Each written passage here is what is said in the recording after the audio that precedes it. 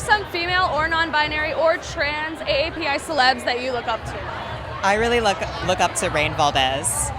She is my acting teacher and an actor and writer and showrunner that I really aspire to be like. What kind of place has a incompetent cisgender white man interviewing an overqualified woman? You know, Valdez is also a really amazing filmmaker, trans woman, and I took her acting class a few years ago. I am far too intellectual and have great potential to pursue other important matters.